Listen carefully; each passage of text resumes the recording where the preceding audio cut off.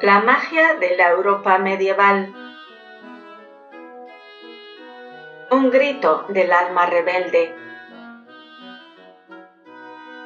La Edad Media se divide en dos grandes períodos, la temprana o alta Edad Media, que va del siglo V al X, y la baja Edad Media, que va del siglo XI al XV. La Edad Media se desarrolló en un marco de 1000 años. Según Claramunt, este milenio, que va desde el siglo V al XV, es una época densa y fructuosa, que se inició con la crisis y la descomposición del Imperio Romano para finalizar con la desaparición de la parte oriental de dicho imperio. Desde el siglo V, la cultura árabe era la más arraigada en España, hasta el año 1262 o siglo XIII, con la caída del Califato de Córdoba en la toma de Tarifa y concluyendo con la Reconquista cristiana del año 1462. La magia de la Edad Media, con su idealismo, sus órdenes militares y religiosas, el surgimiento alquimista y el arte gótico, forjaron un ambiente para hombres rebeldes que lograron transitar la vía iniciática con humildad.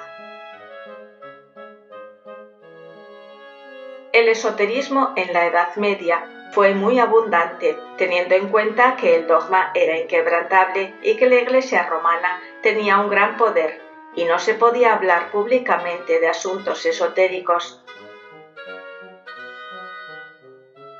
La magia de la sociedad medieval, compuesta de corazones rebeldes, tuvo que transitar entre la mística de la naturaleza pagana y la religión dogmática romana. Las constantes guerras contra los árabes y los judíos, llamados infieles, hizo cohesionar al pueblo español fuertemente en torno a sus reyes. Este fue el punto de partida del cambio de Estado, que dio paso al feudalismo. A partir del siglo V se mitificaron las imágenes del caballero enamorado, capaz de enfrentar todo peligro por su dama, muchas veces idealizada, pero siempre unida a un prototipo femenino lleno de virtudes. La cortesía y la valentía que reflejaban los libros caballerescos adornan a un ser espiritual en búsqueda, rebelde y zaherido por tiempos difíciles, que trata de refugiarse y de buscar respuestas en lo más hondo de su alma.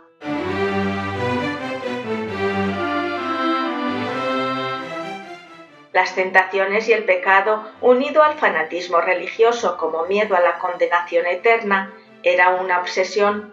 Este ambiente frenaba el comportamiento para guiarlo según la regia ética propuesta por el clero dogmático.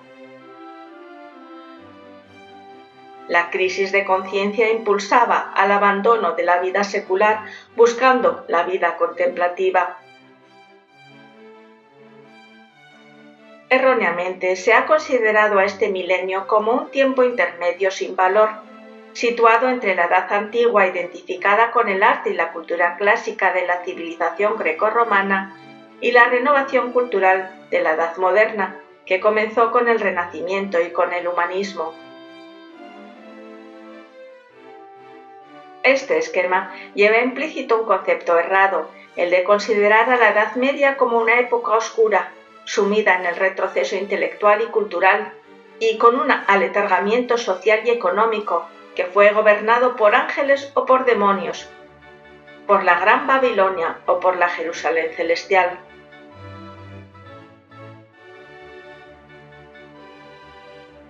Según Fulcanelli, nadie discute en nuestros días el alto valor de las obras medievales, mas ¿quién podrá razonar jamás el extraño desprecio de que fueron víctimas hasta el siglo XIX?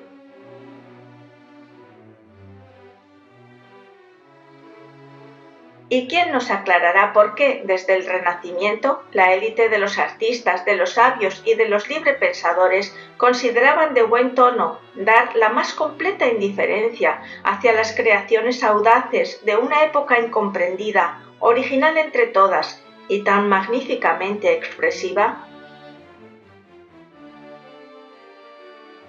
En España la convivencia entre las religiones judías, árabes y cristianas se alternó entre la tolerancia y la intransigencia, entre la colaboración o la destrucción. Las mezquitas árabes pasaron a ser ermitas católicas, como la del Cristo de la Cruz en Toledo, una de las 10 mezquitas que hubo en la ciudad. Fue construida en pleno apogeo del Califato de Córdoba, en el año 990. Las sinagogas, como lugares de reunión y oración de los judíos desde los tiempos de Moisés, demoraron más. Los permisos de edificación fueron concedidos en el año 1320. A finales del siglo X, el clérigo Aldaverón decía que la sociedad medieval constaba de 3 grandes colectivos, cada uno de los cuales desempeñaba una función participativa. Los eclesiásticos rezaban por todos. Los guerreros combatían para defender al rey, sus instituciones y a sus vasallos, y los campesinos eran la base del sustento social. Los artistas, dramaturgos y literatos fueron los auténticos historiadores que dejaron para la posteridad un testimonio que exponía cabalmente la magia medieval y su realidad social. El idealismo que dimanó de este consenso pudo realizarse en base a la cooperación. Sin embargo, no se vio exenta de la lucha de clases y de derechos ante una sociedad emergente, la burguesía.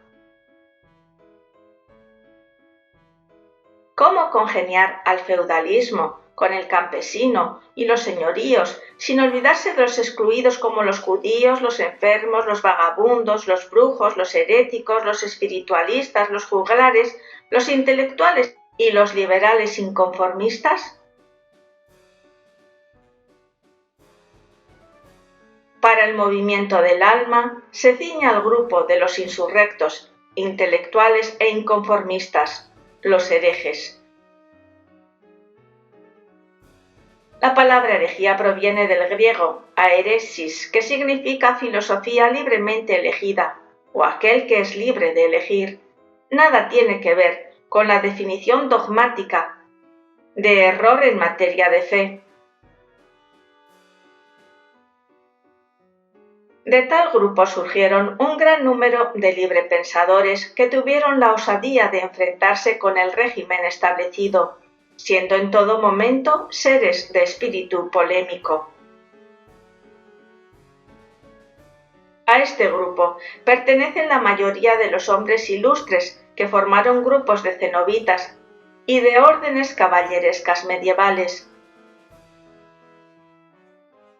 Algunos autores los han calificado como anarquistas místicos, que más tarde serían anatemizados por la Iglesia romana. Este movimiento del alma rebelde y descontenta surgió primero por la corrupción del clero como protesta por su incoherencia doctrinaria. Segundo, por la tendencia milenarista o miedo a los tiempos del fin. Tercero, por la asunción de la pobreza voluntaria como respuesta a la opulencia sacerdotal. Y cuarto, como empatía por los movimientos cátaro y valdense que daban testimonio con sus vidas ejemplares. Desde el siglo III nacieron las órdenes monacales y mendicantes, siendo pioneros los orientales y los hebreos, en cuyo seno se desarrollaron los esenios y otras órdenes esotéricas. También los griegos y los neoplatónicos secundaron esta peculiar forma de vida monacal y de asociaciones basada en un ideal común de corrientes filosóficas estoicas. Desde que San Antonio Abad en el año 260 propuso el modelo monástico de la vida retirada, San Isidoro, San Agustín o San Columbano en el año 615 se sumaron y la ascesis espiritual se practicó con mayor rigor. Fraternidades como la del Cluny en el año 910 y la del Cister en 1098 abanderaron la época de los guerreros espirituales en las cruzadas.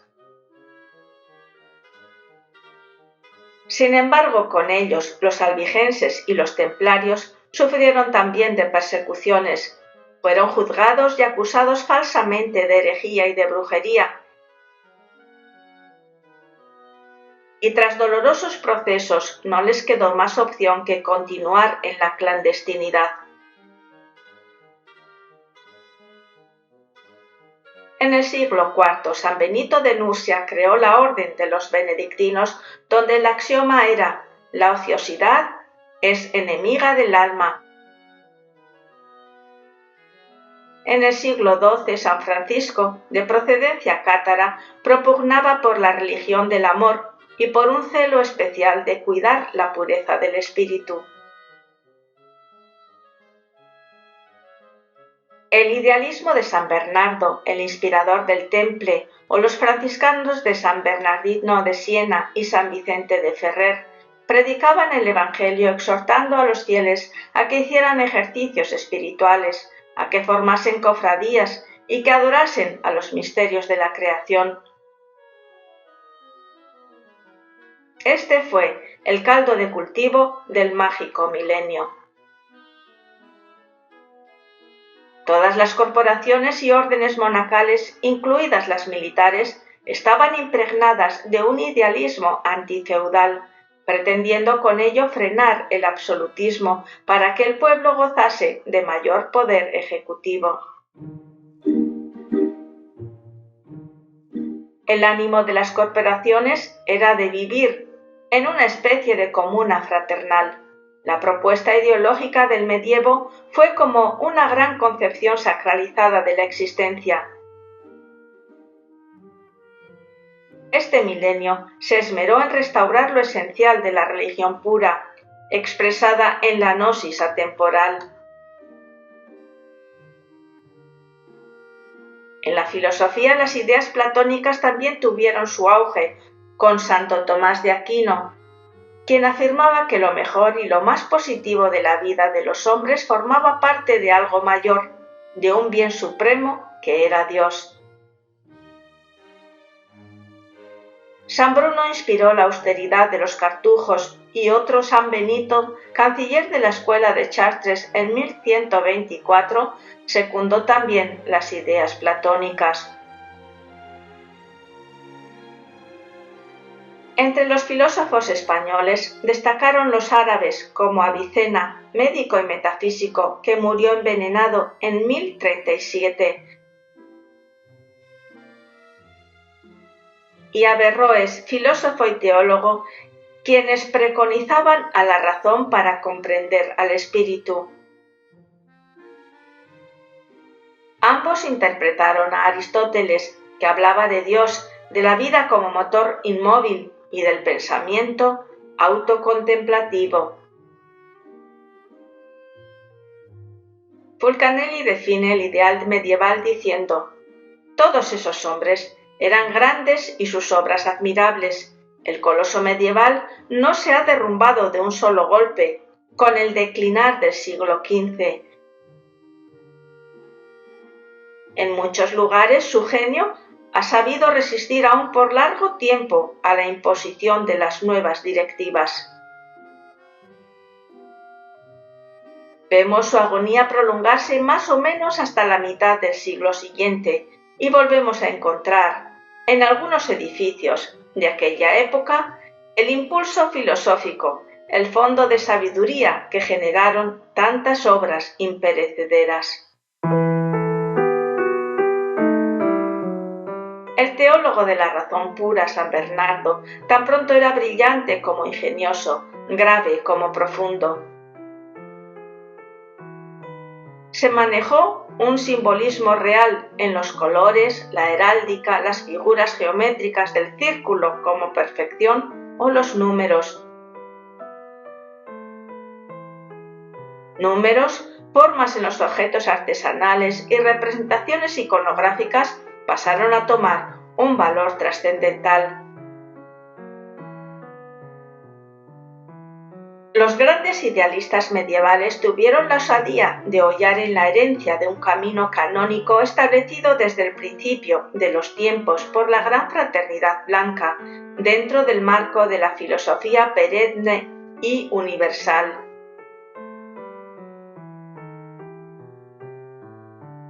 La revelación de los místicos cristianos aportó nuevos datos filosóficos sobre Dios, el hombre y su forma de ser y de vivir. Taciano, en el año 172, era gnóstico, todo un rigorista de la escuela de Valentín, que creía en la ley del retorno. En la época de transición de la Edad Media, el gnosticismo tendió un puente de comprensión entre el platonismo, estoicismo y el cristianismo. La gnosis fue la primera tentativa global de una filosofía del cristianismo y su helenización o extensión de la civilización griega. Marción el griego fue gnóstico, tuvo que soportar la incomprensión de su obra filosofal ante el naciente fanatismo romano y finalmente fue excomulgado en el año 144. El ascetismo monacal y el humanismo filosófico-intelectual se dieron cita en un clima incierto. El aparente mal endémico de las hambrunas y pestes, paradójicamente, produjeron excelentes obras y nuevos avances en los modelos de pensamiento. Para el poder eclesiástico romano, las peregrinaciones engordaron más sus arcas, siendo un lucroso sistema de recaudación. Los soldados del Cristo protegían los lugares de peregrinación, las reliquias y a los peregrinos de Roma y de Santiago de Compostela. Estas órdenes se consolidaron como fraternidades con sus propios estatutos. Las verdaderas órdenes militares que contribuyeron a salvaguardar los valores físicos y espirituales fueron las esotéricas. En la Edad Media, para los religiosos la jornada comenzaba a medianoche y para los campesinos con el alba. El día se regulaba por las horas solares y si existía un monasterio o colegiata, por el toque de sus campanas. La magia de la Edad Media del viejo continente se reflejó magistralmente en la arquitectura de los cascos viejos de sus ciudades y de sus instituciones. Floreció la mentalidad colectiva, la estructura filosófica, científica y artística. Fue un gran eslabón de la cultura clásica al Renacimiento, necesaria para la expansión cultural. Así pues, al lado de la terrible Inquisición y de las hogueras encendidas por la Iglesia de Roma, existió dentro de los mismos monasterios la rebeldía esotérica e iniciática. Toda Europa sufrió, en la Edad Media, los estragos de la Inquisición. Época del feudalismo, de vasallos y de señores. En España fue el cardenal Cisneros quien propuso la reforma religiosa con el fin de depurar la religión. Si bien es cierto que existieron aquelarres, también lo es que se quemó a mucha gente inocente. Sacerdocio y poder político pretendían dominar a la sociedad. El maestro Samael cuenta cómo el inquisidor Torquemada lo mandó a la hoguera de manera prepotente, solo por pedir justicia por un marqués que lo estaba molestando. Paralelamente a la Inquisición católica y a sus amenazantes hogueras, existió la rebelión de la conciencia en los mismos monasterios, de forma clandestina, para evitar los juicios por herejes o por brujos, con su pena mortal. Todos los libros de alquimia se escribieron en clave. Nacida en Oriente, la ciencia alquímica se expandió por Occidente a través de 3 grandes vías: la bizantina, la mediterránea y la hispánica. Se dice que fue el resultado de las conquistas árabes. Este pueblo, curioso y ávido de filosofía y de cultura, hizo de vínculo relacionando la antigüedad oriental con la Edad Media occidental, desempeñando un papel comparable al de los fenicios como mercaderes entre Egipto y Asiria. En la mágica Edad Media, para el alma rebelde, un saber tan explosivo como la alquimia requería de grandes cuidados. Los alquimistas medievales escondieron el gran arcano entre símbolos y alegorías, no solo para protegerlo de los profanadores, sino para salvarse de los inquisidores. En el siglo XII era cultivada a la sombra de las celdas monásticas, dando excelentes frutos. 2 siglos más tarde se irradió a todas las clases sociales. Nobleza y alta burguesía se entregaron a ella. Sabios, monjes, príncipes y laicos hicieron profesión de votos, así como las gentes de oficios y pequeños artesanos, como orfebres, esmaltadores, boticarios o vidrieros. Para ser alquimista se requería de una sólida formación moral, espiritual o filosófica que en principio excluía a los avariciosos. Toda Europa ofreció la ciencia misteriosa una multitud de fervientes discípulos con irresistibles deseos de manejar la retorta. Si no se trabajaba a la luz del día porque la autoridad perseguía a los sopladores y los papas dictaban bulas contra ellos, se estudiaba a escondidas, buscando con avidez la sociedad de los filósofos. Dice el venerable maestro Samael Aumbeor: Cornelio Agripa, Paracelso y el doctor Fausto fueron discípulos del muy venerable maestro Abate Tritemius,